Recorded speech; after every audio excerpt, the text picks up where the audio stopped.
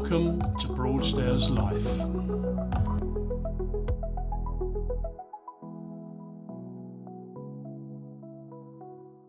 I'm sat here in the old curiosity shop in Harbour Street, which is a local community cafe run by Tilly, who is sat in front of me eating cake and smiling madly. So what I'd like to do, Tilly, is just ask you, can you introduce yourself and how you come to take over this cafe?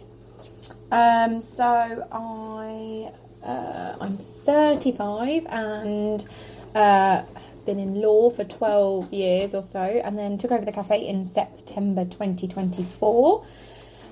It was actually my brother's cafe beforehand for a fair few years. Yes, yeah. So it was my brother's cafe for a few years, and I think his mother-in-law's, Jill, before then. He didn't want to keep running it anymore, and the opportunity came up, so I thought it was time to make a change.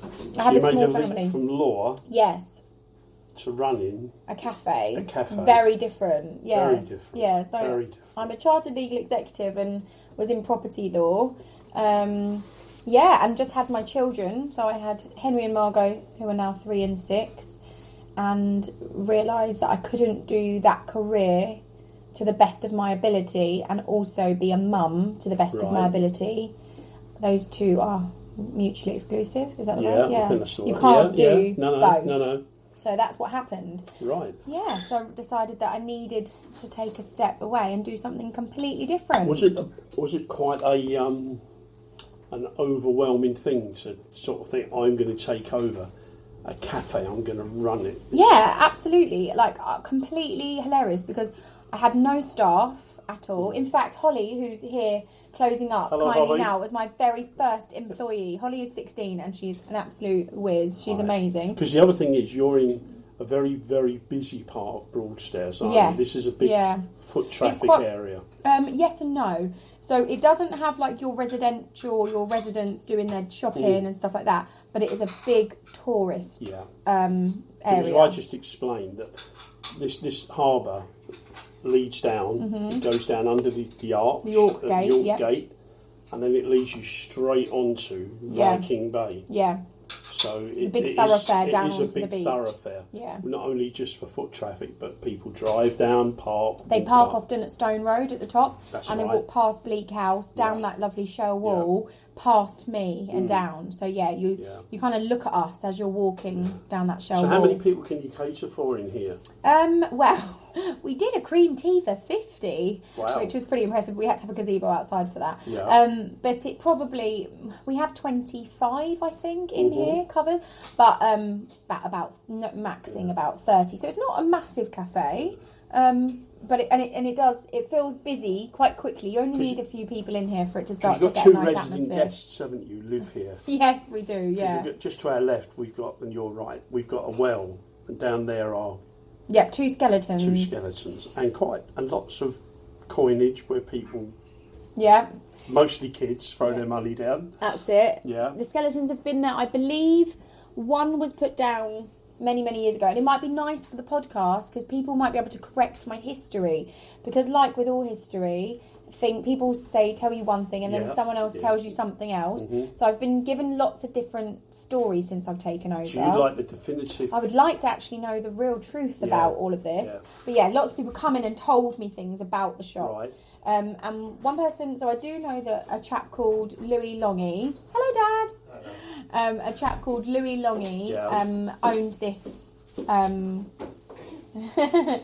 owned the cafe. Yeah. So I believe he took it over when it was a shell shop and he converted it, I think he did run it actually as a shell shop, and he put one of the skeletons down. Right. And then the Bean family, who still owned the building, they took over. They continued to run it as a curiosity shop. Yeah. Yeah, So people come in. Yeah. They always have a look down there, don't they? They do, and some tourists get a bit of a shock because it's quite deep. Yeah.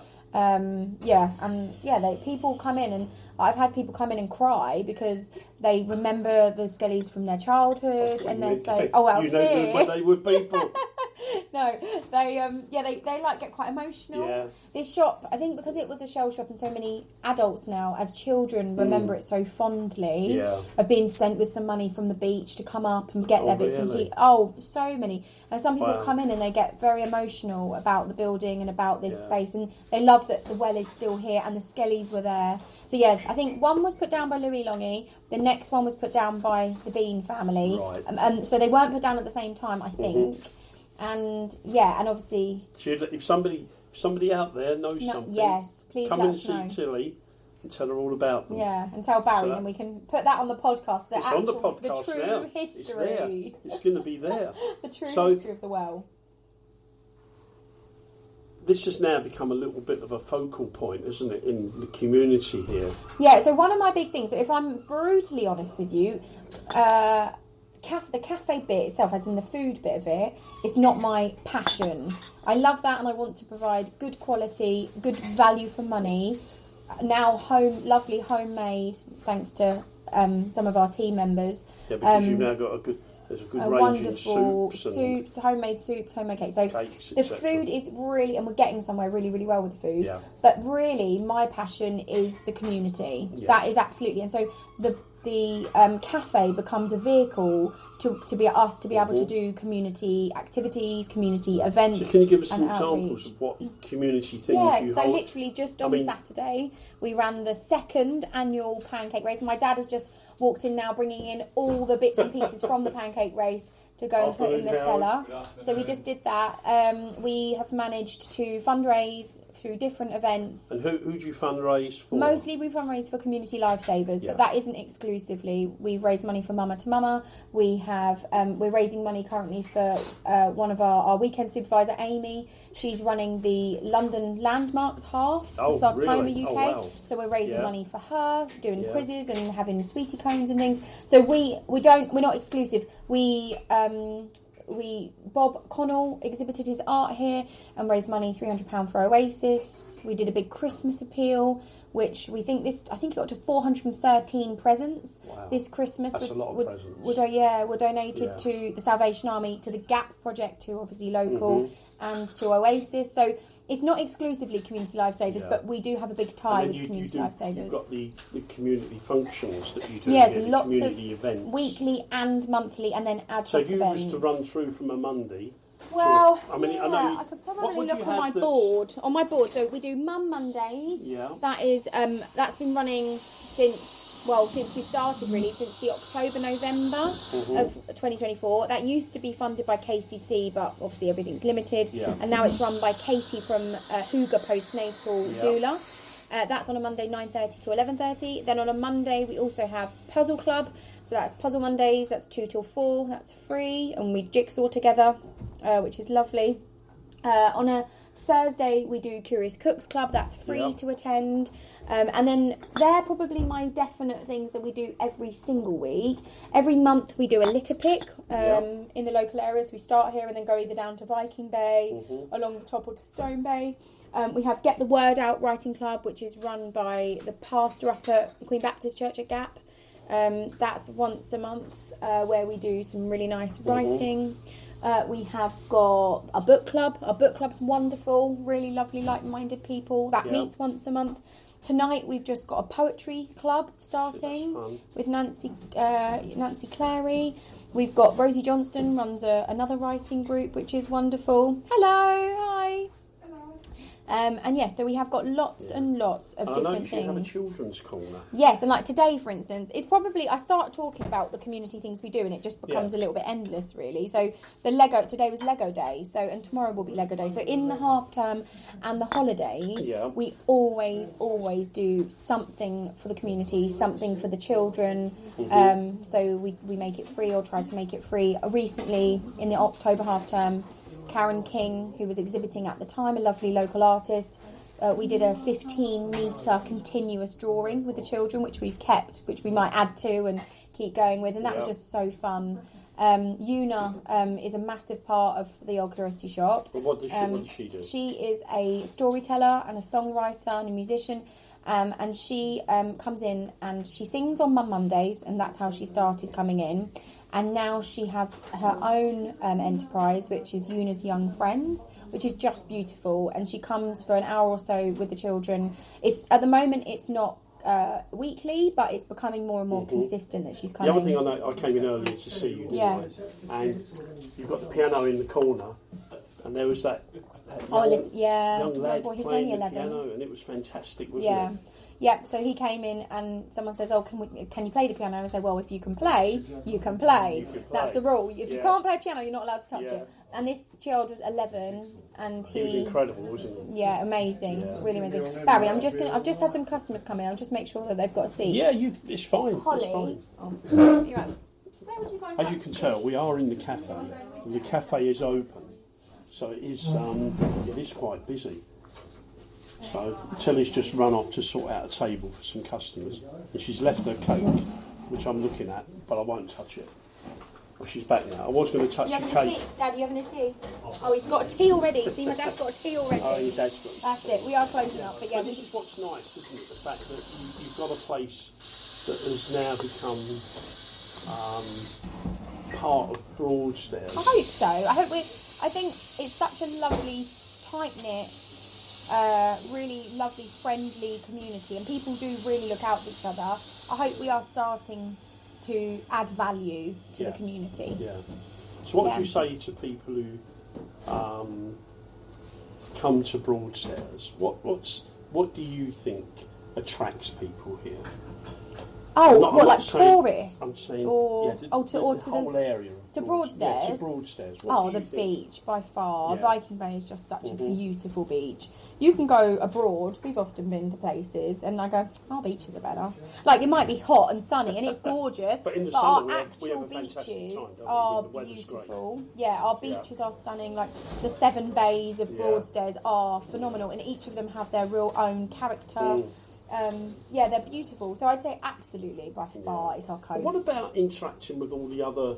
Because you've got lots of different places around you, and I know you're part of the Independent Broadstairs. Independent. Well, what does Independent Broadstairs do? Independent Broadstairs is really important for us independents to come together and do little events and promote each other, look after each other. It's a really, really wonderful network of independent businesses. We're also obviously part of the Chamber of Commerce, which is really important. And we actually run here, we've met 3 or 4 times now, a smaller, newer organisation, which is called the Thanet Community Network, which effectively is a network for...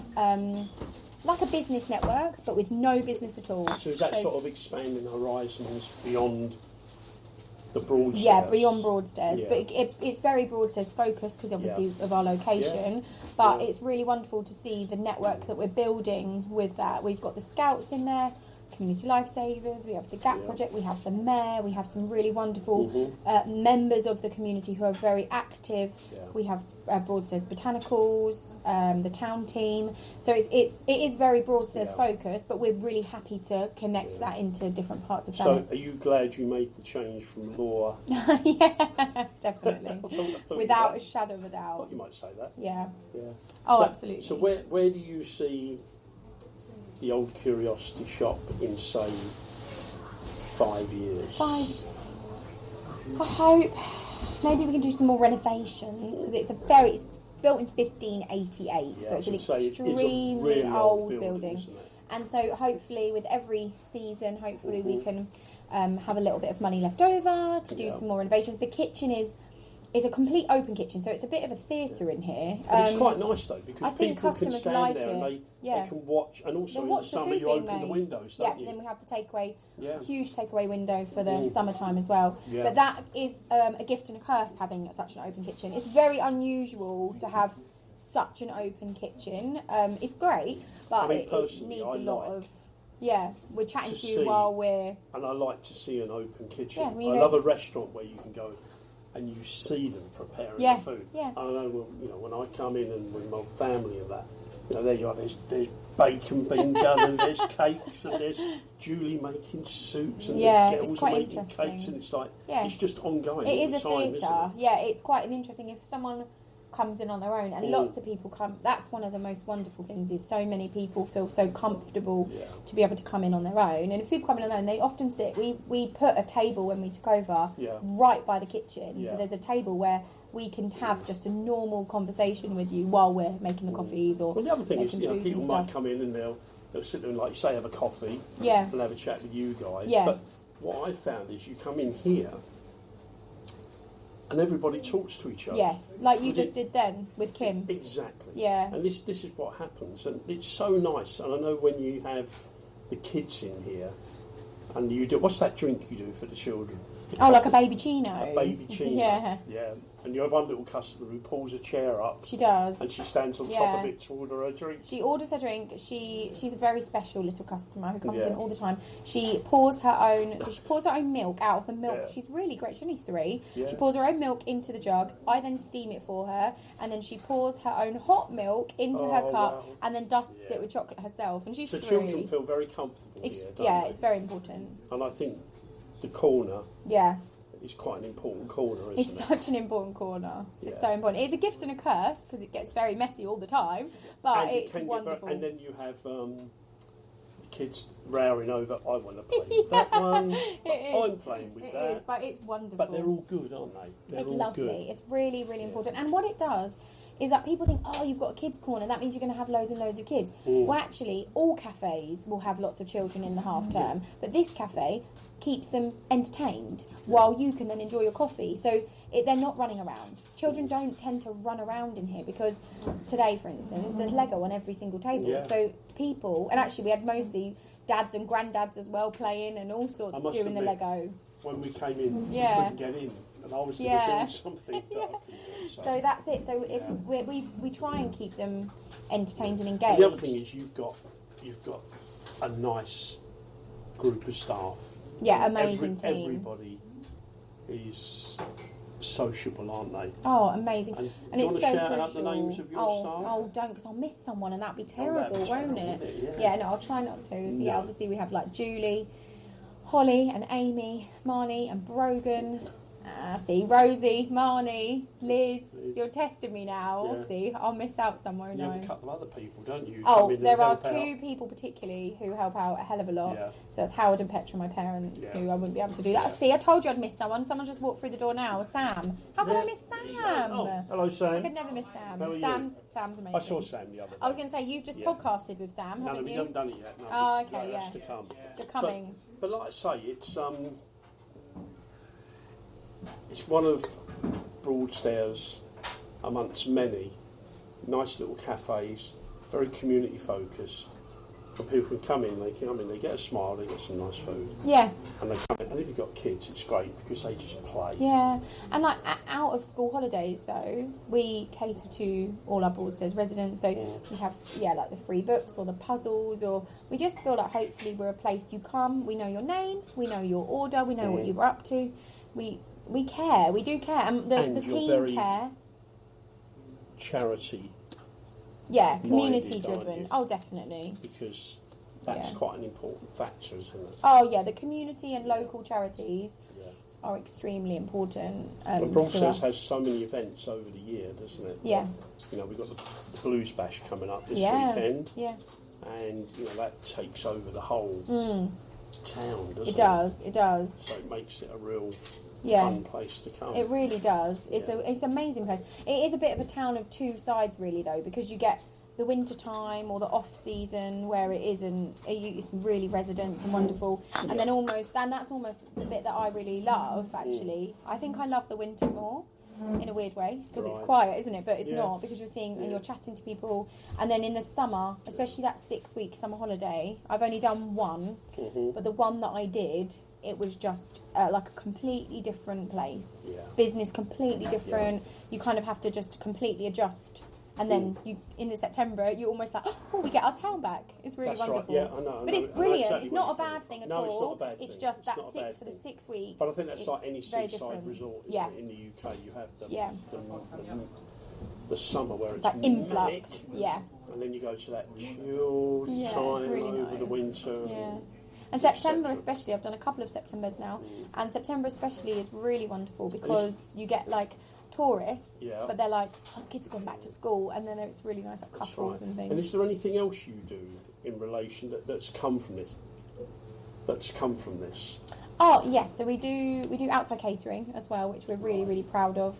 We catered for Toby's wedding, which was wonderful. We've catered for funeral wakes. We've done a short film shoot, which was pretty cool. And then just anything really. We've got a catering gig this Saturday actually. We also do private parties, lots of private parties. So people come, especially like young children. It's, again, because we've made it a place that families are welcome. We have like arty parties where people come. They're coming this weekend. Oh no, 28th. We've got a little girl coming to do like jewellery box painting and then making friendship bracelets, and then we'll do a graze board with that. And so we do lots of catering and private function work as well, which is great. From you being the solicitor? A chartered legal executive, so same, yeah. Same thing? Similar, yeah. You've now become the owner and the manager of a cafe. Of a cafe in Broadstairs. Yeah. You've created a little bit of a community hub. Yeah. And then you've taken on other roles like your catering side, which is all stemmed from here. All comes from here, exactly. So if you hadn't have done this, you wouldn't have a catering side. No, exactly. Yeah, exactly. So it's very important to us to have those extra things. If you was to sum up, would you say this has been one of the best things you've done? Oh yeah, by 100%. 100%. Yeah. Oh yeah, definitely. And how does it make you feel about being based in Broadstairs? What does it make you feel about Broadstairs itself? I just think I went to school at Dane Court, so Viking Bay was my beach when I was a teenager. Your beach. My beach. You'd be like, I live in Westbrook, but we would get the bus and we'd come over to Broadstairs because that's where everyone. That's where all my friends were. Because that's where we went to school. Hello, hi. Yeah, exactly, and so we do. So because my school was Broadstairs, but although I knew it and was here every day in the summer holidays, I didn't really get to know Broadstairs until I took over. And it's getting to know Broadstairs has been really wonderful. It's a lovely community, a wonderful town. It really is. If people want to find the Curiosity Shop, is there? What's the actual address here? We're 9 Harbour Street. Yeah. We're number 9 Harbour Street. Media? We're on Instagram. Yeah. I think it does have a link to Facebook, but I can't get to Facebook, so don't message me on Facebook. But yeah, we do have an Instagram, which I think links to the Facebook. The Instagram I use a lot, which is at Curiosity Shop Broadstairs, which is great. And then, we have a wonderful website run by a lovely chap. We'll keep quiet on that one. Which is wonderful. And actually, it's really nice more and more.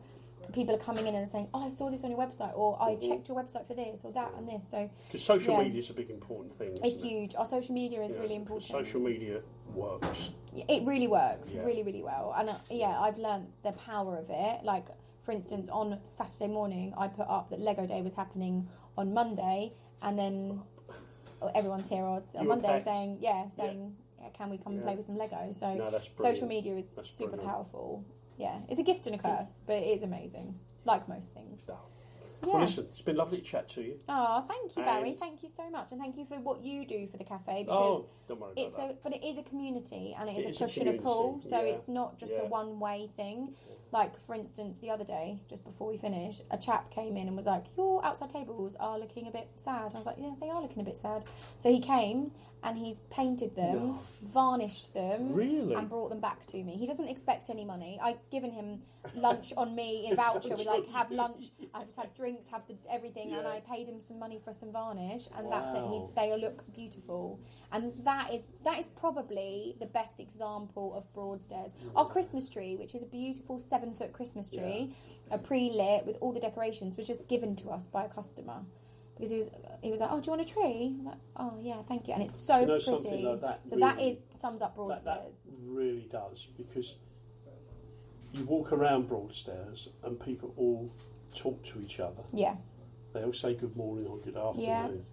So, and then having a place like this and the other places that we've got in Broadstairs, it's lovely that people just go in And if they are visiting, I've sat outside here so many times and chatted to people who are visiting. Yeah. And you just get chatting. Yeah. And it's lovely. So I don't know. I hope it's not a very unique place in this world that we live in now. But something tells me that we're very lucky. I think we are. Yeah, I think we have a lovely place to live and to work in. So, and it just makes it special, I think. Yeah, I hope so. But like I say, thanks for chatting today, I could keep chatting on and on. Look, you haven't finished your cake. I So know. I think It's lemon and ginger made by Julie. It's amazing. Julie is our absolute chef extraordinaire. Oh, she is. Yeah. Amazing. It's a very good cake. So I think on the cake note, we're finished there, and I'd just like to say thank you so much, and enjoy your cake. Thank you. Tilly has one more thing she'd like to mention. Amongst other community events, really important to me, I run a community interest company called Process Arts. So what I wanted to do was have a space for art and creation. So we have monthly changing exhibitions. So they changed, it's a local artist, and that changes once a month. And yeah, it's really exciting.